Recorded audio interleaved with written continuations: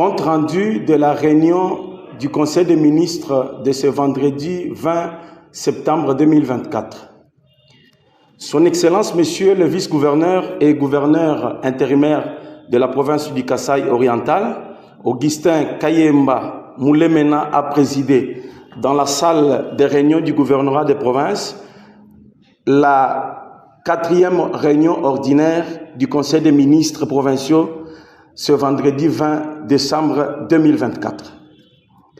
7 points ont été inscrits à l'ordre du jour, à savoir 1. Lecture et adoption des points inscrits à l'ordre du jour. 2. Communication de son Excellence, Monsieur le vice-gouverneur de province. 3. Lecture et adoption du procès-verbal de la réunion précédente du Conseil des ministres. 4. Situation sécuritaire de la province. 5. Dossiers spécifiques des ministères. 6. Recommandations et 7. Divers. 1. Lecture et adoption de points inscrits à l'ordre du jour. L'ordre du jour est enrichi d'un point, à savoir l'évaluation des recommandations avant d'être adoptées à l'unanimité. 2. De la communication de son Excellence, Monsieur le vice-gouverneur. La communication de Monsieur le vice-gouverneur et gouverneur de province ad intérim a porté sur 4 points, à savoir 1. Le retard avec lequel la réunion du Conseil des ministres a commencé. Sur cette question, le gouverneur ad intérim, qui avait tenu à ce que la réunion commence à 14 heures précises, a déploré le retard et a appelé les participants au respect de l'heure du début. Et par ailleurs, toujours à ce chapitre lié au temps, l'autorité provinciale intérimaire a instruit tous les ministres provinciaux d'épargner les conseils des tirades parfois inutiles et a souhaité le voir s'appesantir sur l'essentiel. 2. La question du banditisme urbain. La question du banditisme urbain doit trouver une solution et sans délai, a martelé le vice-gouverneur de province. Il a mis un accent particulier sur la recrudescence du banditisme urbain et a donné des orientations claires pour stopper ce phénomène qui entame la quiétude de la population. 3. La grève des enseignants. À ce sujet, le gouverneur ad intérim a tenu informer le conseil de la réunion qu'il a tenue avec les syndicats des enseignants autour de leurs revendications avant la rentrée scolaire. Bien que les 50 000 francs congolais soient déjà touchés comme convenu, ces syndicalistes qui semblaient disposés à reprendre le chemin de l'école n'ont pas tenu à leurs promesses, prétextant au passage que comme la mesure de grève était décidée au cours d'une assemblée générale, il faut absolument une autre assemblée de même nature pour la lever. Toutefois, l'autorité provinciale intérimaire a dit garder des contacts dans l'intérêt bien compris des élèves. Le gouverneur ad intérim du Kasaï oriental a annoncé au Conseil à propos de cette grève qu'elle ne concerne que la province éducationnelle du Kasaï oriental. 4. La spoliation de la concession de l'épée Inga dans la commune de Bipema. À ce sujet, l'autorité provinciale intérimaire a expliqué au Conseil qu'il est inadmissible de laisser les biens de l'État être spoliés. Le vice-gouverneur du Kasaï oriental a en outre demandé aux membres du Conseil, chacun en ce qui le concerne, de tout mettre en œuvre pour y mettre fin et protéger de manière définitive le patrimoine de l'État. Pour chuter, le vice-gouverneur a instruit les ministres sectoriels de procéder à la procédure d'obtention des documents de tous les droits fonciers appartenant à l'État. 3. De la lecture et adoption du PV de la réunion précédente et l'évaluation des recommandations. Le PV de la réunion précédente du Conseil des ministres provinciaux a été adopté moyennant quelques amendements. Au sujet de l'évaluation des recommandations, le Conseil a relevé que sur les 7 recommandations arrêtées, 3 ont été exécutées. Cela fait une moyenne de 42,9% du taux d'exécution.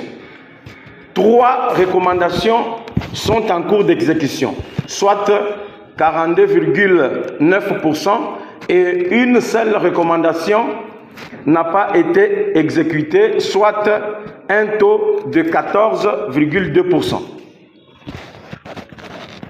4. De la situation sécuritaire de la province. Dans son exposé, le ministre provincial de l'Intérieur a esquissé la situation sécuritaire du Kassai oriental qui demeure relativement calme, mis à part quelques cas d'insécurité répertoriés à travers la province. Il a notamment informé le Conseil que dans la commune de Djoulou, un corps sans vie a été découvert dans une flaque d'eau au quartier Mbalawachitolo.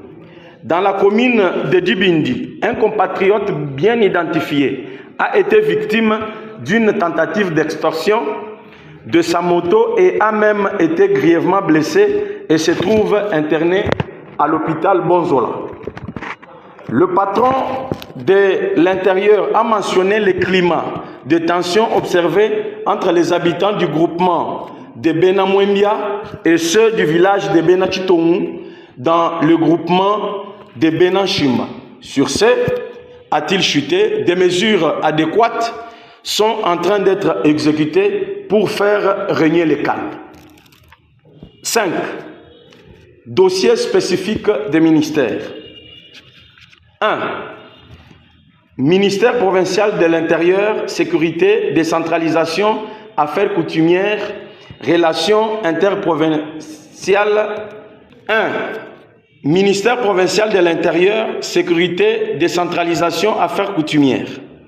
Le ministre sectoriel a invité avec indignation les conseils à constater que malgré tous les efforts fournis, son action tendant à sécuriser les personnes et leurs biens se trouve butée à plusieurs difficultés. Dans son diagnostic face à cette réalité, le ministre a noté la faiblesse des effectifs de la police, en plus d'une certaine tendance à défier le pouvoir local. À cet effet, il a proposé la convocation urgente du Conseil de sécurité provinciale en vue de dégager clairement les responsabilités. En exécution de la recommandation lui faite lors du précédent Conseil des ministres, relative au suivi de l'exploitation artisanale du diamant dans les parcelles résidentielles, le ministre, accompagné de ses collègues des mines et de la justice, a effectué en date du 19 septembre une descente dans les quartiers où l'exploitation du diamant s'est faite en toute illégalité. 2. Ministère provincial des Finances, Économie et Industrie. Prenant la parole, le ministre en charge des Finances est revenu sur la problématique de la maximisation des recettes au profit de la province. Il a annoncé dans son intervention l'organisation du recouvrement forcé de taxes et impôts dans tous les prochains jours. Par ailleurs, le ministre des Finances, Économie et Industrie du Kassai oriental a informé les conseils de la pratique illégale de revendeurs du maïs qui se livrent au stockage de cette denrée alimentaire de première nécessité, ce qui justifie dans une large mesure la hausse des prix. Le ministre a dit s'être penché sur la question pour décourager ces actes de sabotage. 3. Ministère provincial des infrastructures, travaux publics, reconstruction, transport et voies de communication. Dans son intervention, le ministre des ITPR a informé le Conseil de son itinérance sur la route nationale numéro 1.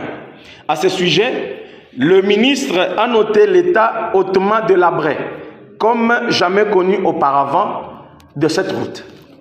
Après analyse, le Conseil a décidé que quelque chose soit fait dans le meilleur délai. 4. Ministère de la Justice, Droits humains, Communication et Médias.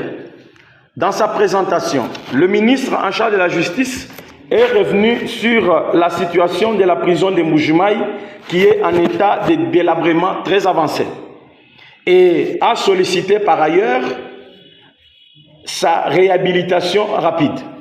Le Conseil a instruit le ministre de prendre les dispositions pour décanter la situation, notamment effectuer des études pour évaluer le coût de la réhabilitation urgente.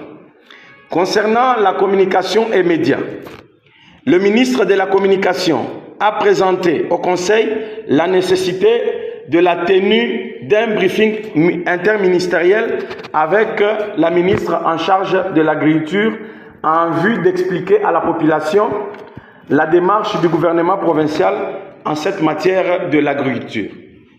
Le Conseil a retenu cette activité et a instruit le ministre de la Communication et Médias de prendre toutes les dispositions utiles pour la tenue de cette activité de la semaine prochaine. 5. Ministère provincial de l'aménagement du territoire, affaires foncières, urbanisme, habitat, tourisme, sport et loisirs. Le ministre sectoriel a tenu informer le Conseil de la réhabilitation de l'aire de jeu du stade Kashala-Bonzola. Sur ce chapitre, le ministre a souhaité que les efforts soient consentis pour amener cette infrastructure sportive dans les normes acceptables. En marge de la commémoration de la journée du tourisme, le ministre a annoncé l'identification de tous les sites touristiques de Mbuji-Mayi, notamment les grottes de Nyongolo en Bodine 1, dans la commune de Lakanchi et de Benaka-Bongo dans la commune de Djibindi, sans oublier le polygone Niba. 6. Le ministère provincial des plans et budget. Prenant la parole, le ministre des plans du Kasaï oriental est revenu sur la nécessité de présenter les prévisions budgétaires pour chaque ministère. À ce sujet, le ministre sectoriel a rappelé à ses collègues qu'ils sont appelés à lui remettre ses prévisions sans délai. 7. Ministère provincial de l'environnement, agriculture, pêche, élevage et développement rural. Dans son exposé, la ministre de l'Agriculture du Kasaï oriental, qui est soucieuse de la réussite de la saison culturelle a tenu informer le Conseil non seulement des besoins de son ministère pour répondre efficacement aux attentes, mais aussi de ses contacts avec certains partenaires, notamment les projets volontaristes d'Nkwadi. 8. Ministère provincial de la Santé, Hygiène et Prévention, Affaires sociales, Action humanitaire, Travail, Emploi et Prévoyance sociale. Le patron de la santé publique au Kasaï oriental a présenté au Conseil la situation sanitaire de la province. 1. Concernant l'épidémie de choléra, 3 cas non confirmés au courant de la semaine ont été enregistrés. Le cumul depuis l'apparition de la maladie présente 113 cas pour un décès qui est dû à la difficulté d'évacuation du malade vers les centres de traitement. 2.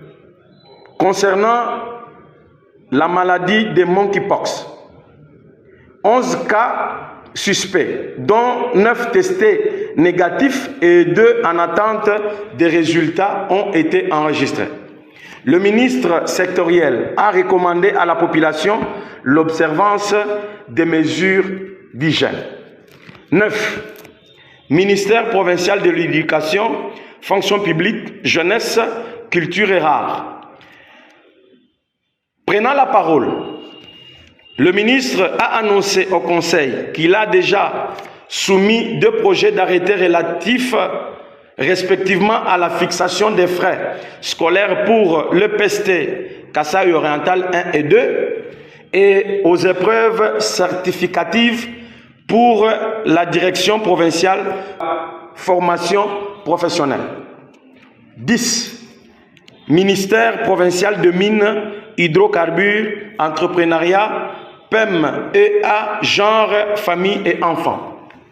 La ministre en charge des mines a présenté au Conseil le rapport de la mission effectuée dans la commune de Bipemba où il s'est fait une exploitation illégale du diamant dans les parcelles résidentielles. La ministre a confirmé cette exploitation en violation de la loi, constat fait lors de sa descente sur terrain avec ses collègues de l'Intérieur et celui de la Justice. À ce sujet, la ministre de Mines a rassuré le Conseil que tous les efforts sont déployés pour arrêter définitivement ce phénomène et traduire les auteurs en justice.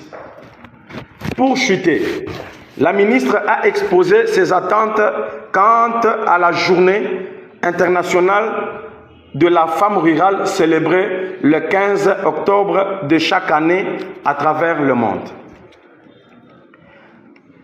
6. Recommandations. Dans ce chapitre, le Conseil a arrêté les recommandations suivantes. 1. Obtenir les titres de propriété pour toutes les parcelles de l'État. Comme responsable, chaque ministre sectoriel. 2. Interpeller le procureur de la République pour la traque des délinquants dans la ville de Mbujimaï. Comme responsable, le gouverneur de province. 3. Inviter le maire de la ville de Mbujimaï accompagné de tous les chefs de quartier pour être instruits quant à la dénonciation et la traque des délinquants à travers toute la ville. Comme responsable, le ministre de l'Intérieur. 4. Instruire les commissaires provinciaux de la police d'encadrer efficacement les éléments de la police en vue de prévenir la fuite vers d'autres provinces. 5. Convoquer un conseil provincial de sécurité spéciale dès le retour du gouverneur de province. Et 6. Enfin, procéder au retrait de tous les éléments de la PNC piqués au complexe scolaire Inga à la demande des autochtones de Bakwanga. Comme responsable, le vice-gouverneur et gouverneur de province ad intérim. 7. Divers. Dans le divers, le vice-gouverneur et gouverneur ad intérim a informé les conseils de l'audience qu'il a accordée au président des syndicats de taxi-moto venus le féliciter pour le travail de marquage au sol effectué par la CNPR sur certaines artères de la ville de Mbujimaï. L'occasion faisant les larrons, le président a sollicité auprès de l'autorité provinciale l'organisation d'un séminaire de formation de ces syndiqués afin qu'ils soient à mesure de bien interpréter et suivre ce marquage. Commencé à 14h55, la réunion du Conseil des ministres provinciaux a pris fin à 18h passées de 50 minutes. Maître Ilunga Pascal Ernest, ministre en charge de la communication et médias et porte-parole du gouvernement.